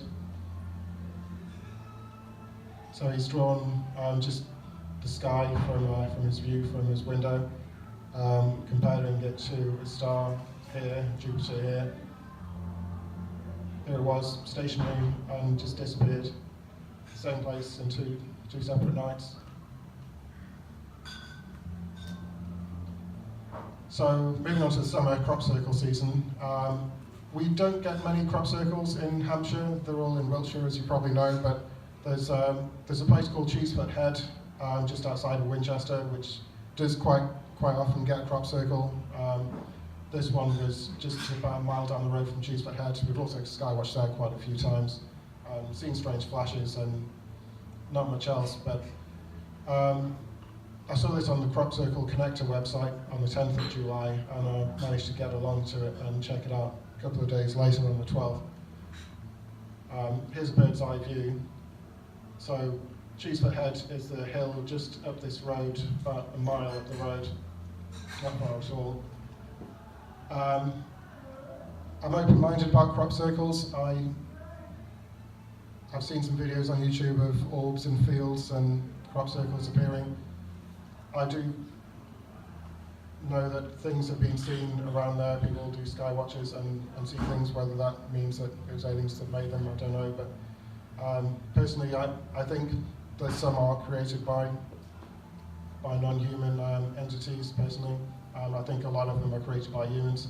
This one, I saw the photographers for Crop Circle Connector when I went there, and they said it's a fairly small one compared to others. I haven't been to many. This is only the second one that I've ever been in. Hopefully I'll be able to see some more this year. But it is very accurate, I think, the geometry. But this is a main road here. You can park your car here where the gate is, and this is a public footpath, which means it's really easy to get access to. So that kind of makes me think it's easy for anyone to have come and made it. But I did go and check it out anyway. It's just a short video of me walking through it. I'm not an expert on crop circles. I know there's ways of telling if it was man-made, the way the bends and things like that. I didn't notice anything strange or anything that stood out, apart from compared to the first one I went in, which was really messily done, that this one was at least really pretty impressive, I think.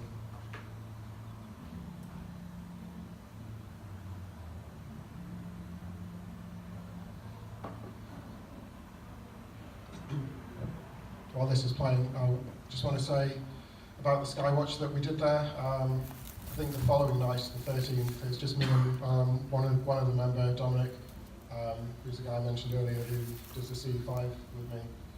So we went back on, I think, yeah, it would have been the following night. It was a really clear night. And I had a video of it, and I don't know what happened to it. It's just vanished.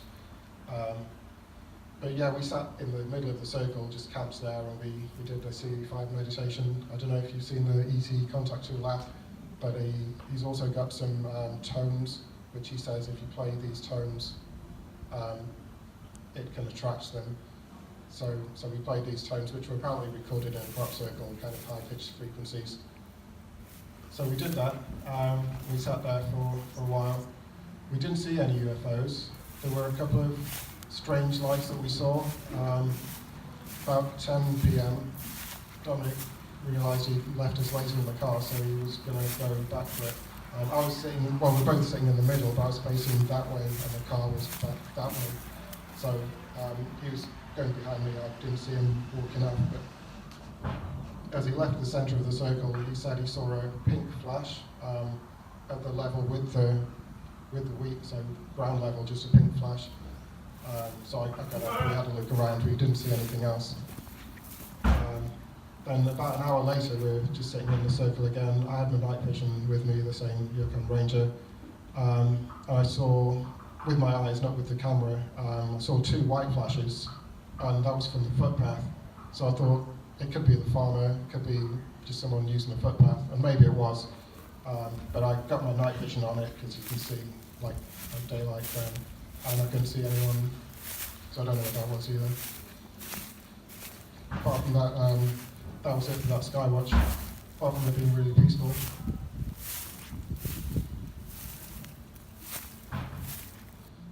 So, the next one then, there's another guy who lives on the Isle of Wight. He's come to the meeting a couple of times, but as he's separated by water, it depends if he's local. But he does a lot of sky watching over there. This is a view from Portsmouth, from the Isle of Wight.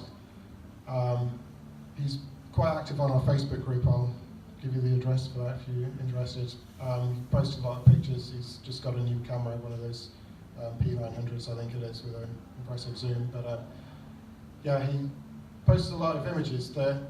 I think the resolution and the distance, it makes it quite hard to tell what it actually is. I want to put it out there. This is a zoomed in one.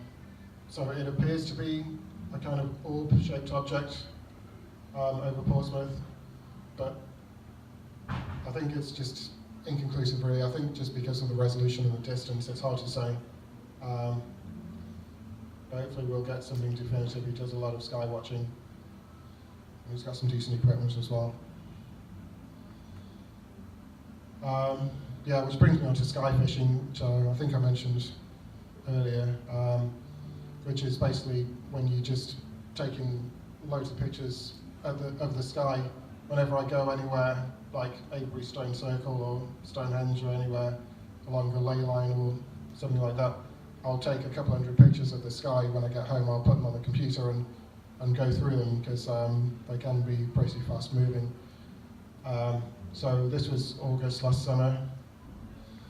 I took a couple hundred pictures, but there was only a couple which had strange anomalies, I'd say. So this was one of them. You can see one of the stones there, but I've got a zoomed in version, so I'll show you that. But up here, there's just a little white dot up in the clouds. It doesn't look like a cloud when you zoom in.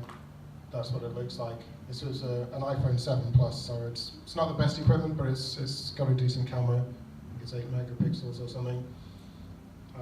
Same camera as the iPhone 10, if anyone's interested. But it looks like a disc to me. But just strange. It was there in one shot and not there in the next. And then there was another of the sky, and you can see it possibly right there, just another white object. This one kind of looks out of focus. I don't think it's a cloud.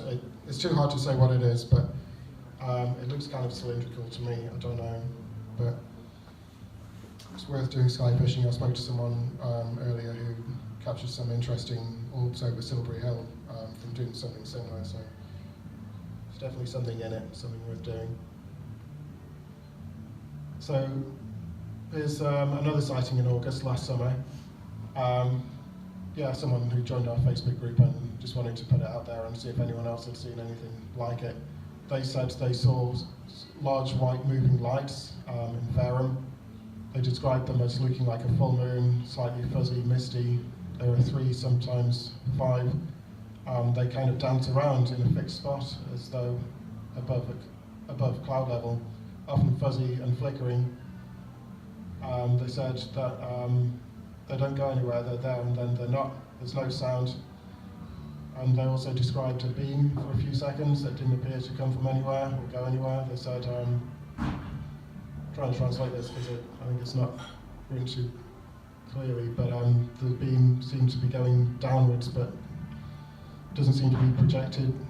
Doesn't seem to be from anything projected upwards across the sky. So yeah, dancing white lights and strange beams. No one else has reported that to us, so it's one that we just kind of put out there and say, has anyone else seen this? Have you got any pictures, anything like that? They said that they couldn't take any pictures. It just didn't come out.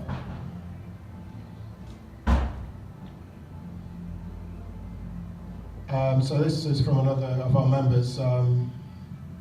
She's been coming for quite a few years as well. She comes on the Sky Watches, comes to the pub meetings. I haven't seen her in a while actually, but she's still active on the Facebook group. So this was in Portsmouth. In the morning, she said that 7:45, she watched this light for about 10 to 15 minutes. She said the sun was rising to the east and she was facing west when she took this picture. She said she walked around for 5 more minutes and it disappeared, almost like it had been switched off. So, yeah, if the sun is in the east, then don't know what that is there in the west. I wanted to go onto Google Maps and just confirm that that is west. So far I've only shown it to my wife who's from Portsmouth and she said that it is. but I haven't confirmed that. But could it be a reflection of the sun? Possible. She said that it just disappeared, like it was switched off. I don't know if she actually saw it disappear, or if it was there when she looked and then 5 minutes later it wasn't. I don't know. But she did have a picture 5 minutes later, but it is from a different area, so I don't think you can really compare them. So I'm not sure where she's gone from the first picture.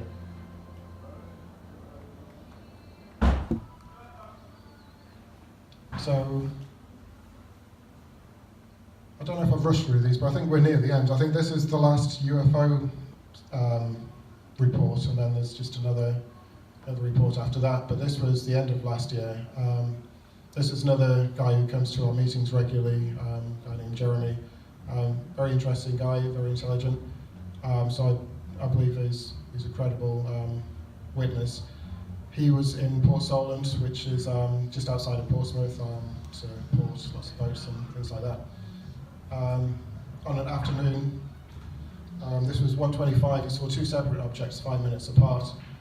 He said that they were both heading northeast. The first one was a bunch of silver balls. He only saw it for a few seconds, then it rapidly faded to nothing. The second one was a black cube. Sorry, fly just a second. The second one was a black cube or a top hat shape, and that rapidly faded to nothing as well. Unfortunately, he didn't have time to get his camera. I asked him for a few details, and he said, hard to tell, maybe 10,000 feet, going against wind direction, and he was only guessing, but maybe about 75 feet across. Asked him about formation. He said he doesn't know, but it could be anything from 1 to 4 silver spheres in a tight group, and it's only visible for a few seconds. He said that he looked online, he saw a video on YouTube which showed something very similar to his black cube, but this picture, this screenshot I'll show you, it said it didn't have any of the surrounding portal or cloud, just a cloudless blue sky, which it suddenly appeared and then a few seconds later melted away. So these are the two objects. The black cube, ignore that surrounding stuff, and then the cluster of you say silver? Just go back and check that. Yeah, the silver spheres. So he did ask if anyone else saw anything, but no one came forward. I was in the area about an hour previously. I was with my family. We were going around a place called Portchester Castle, which is right next to Port Solent. And I was sky fishing. I took a couple hundred pictures, but I didn't see anything. That was about an hour earlier. When we were driving home, I was looking at Port Solent as we were driving along the main road, but this was an hour earlier. I saw a shiny metallic object. I think it was probably a plane, but I did say, I saw this, I think it was a plane, I don't know. And because I've been sky fishing, I was watching it. Didn't see any wings or chemtrails, but I just wanted to watch it. My wife was driving. Went behind a building, so we were driving down the main road, and I just lost it. I didn't see it come out the other side. So almost like it disappeared, but I couldn't really say conclusively. But yeah, I definitely believe that you saw this. The next slides are about Jeremy, because I think, yeah. So I've gone back in time slightly. This is July, so those two objects were November, but this happened in July. He said he woke one morning with some very strange marks on his forearm. No swelling, not sore, no signs of bites or stings. And he attached a couple of photos and a YouTube picture which he found of alien abduction marks. He asked me what I thought. He said they slowly disappeared after about 4 days. So he's been coming to the group for a while, and he did bring a friend of his. He asked me not to name her, but she talked about a lifetime of abduction experiences, quite similar to Tina's, and I wanted to get them both together, but Tina Bird, by the way, she's given a talk here last year, and Dave's researched her case. But yeah, she's had a lifetime of experiences. It's run in a family, her sister, her daughter, and she was friends with Jeremy. And I think it was shortly after I met her and she comes to the meeting that Jeremy had these marks, which he woke up with. So there's a slightly closer version. And they don't look like bites to me. That one's pretty triangular. yeah, he said that they weren't there when he went to bed. And then he found this picture on YouTube, basically showing a similar pattern.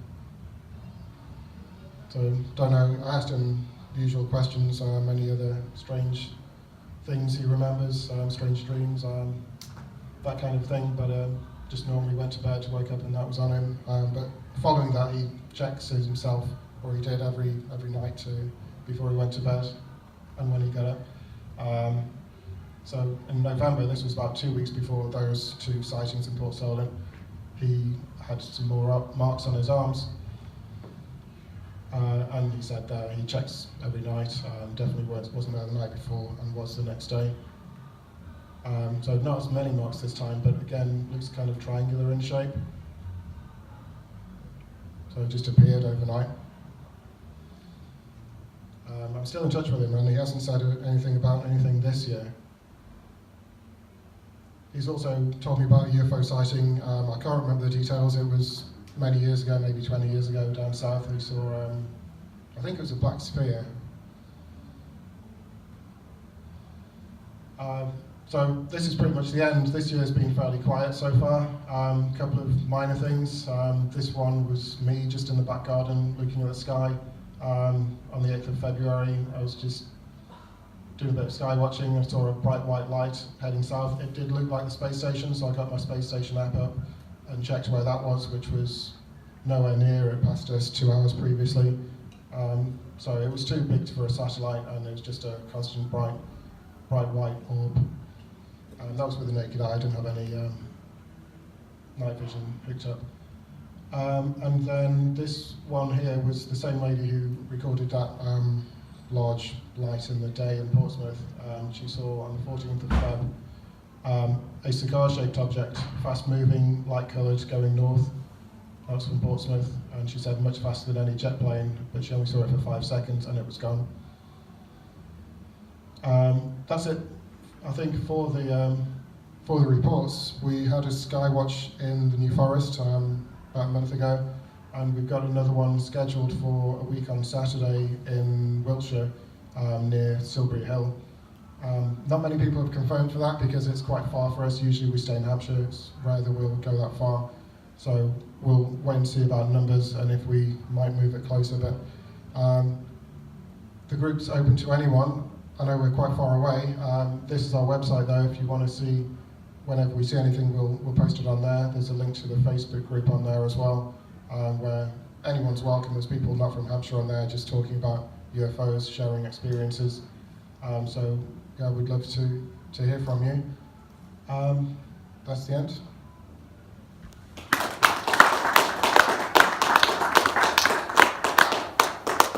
Any questions? Okay.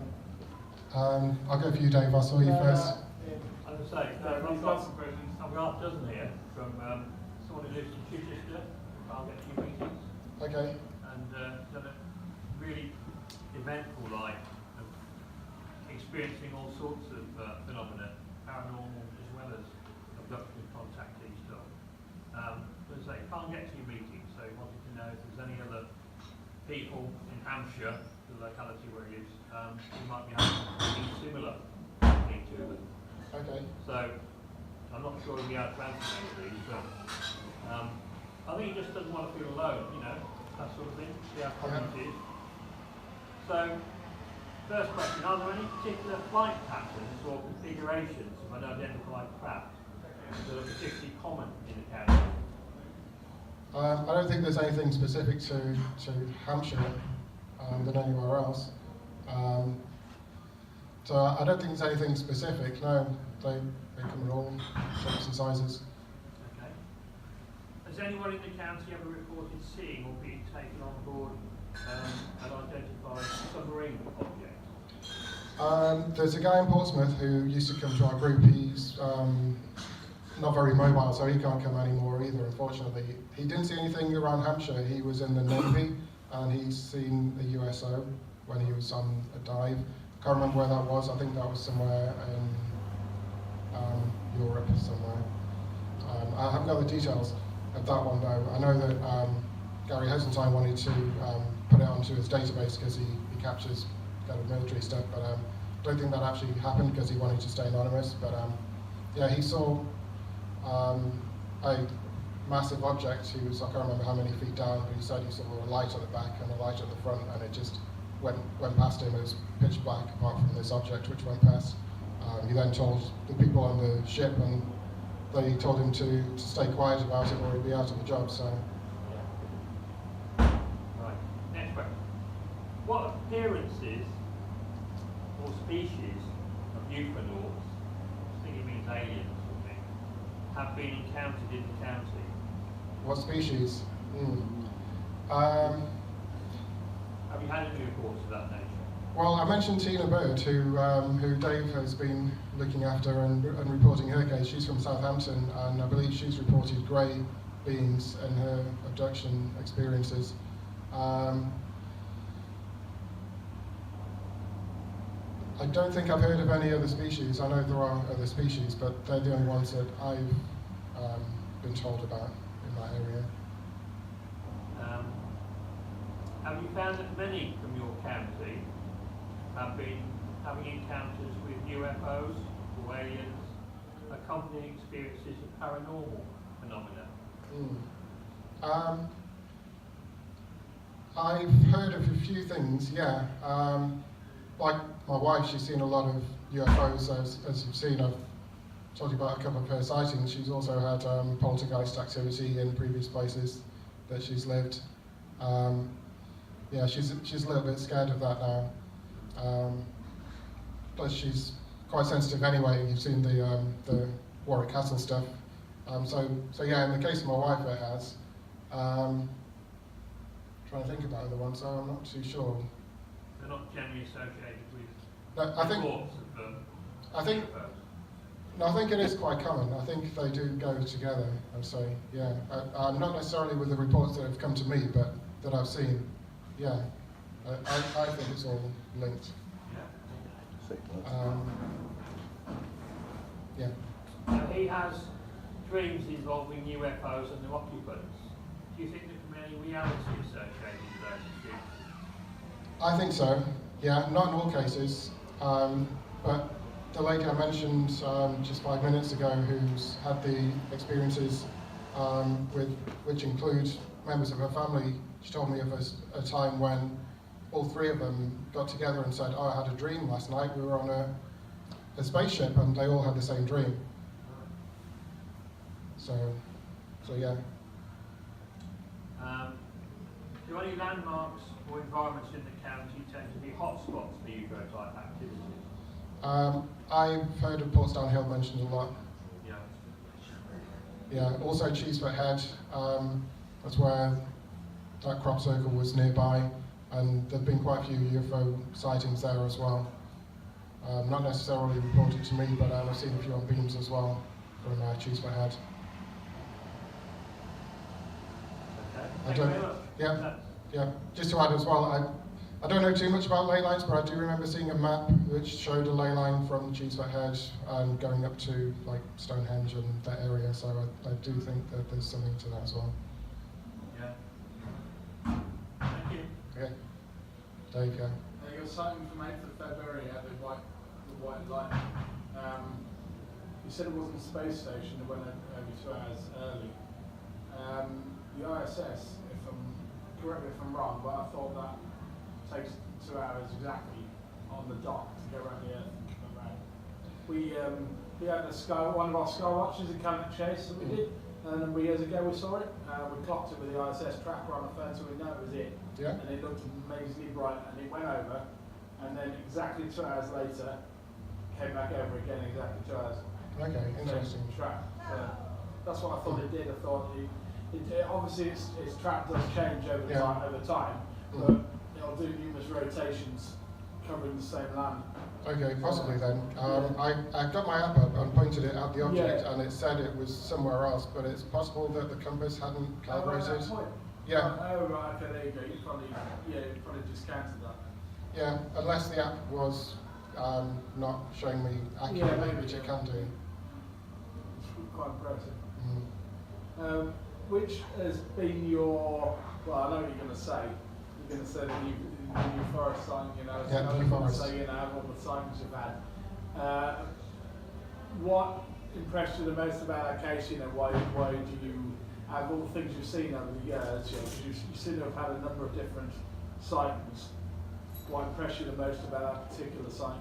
I think because it's so rare to see 3 objects in tandem, and for so many people across the country to all report very similar and unusual activities. Yep. Yeah. Nice. Mm. Anybody else? No? Okay. Well, thank you. Hope it was interesting, and I didn't bore you. And thanks. Thank you very much.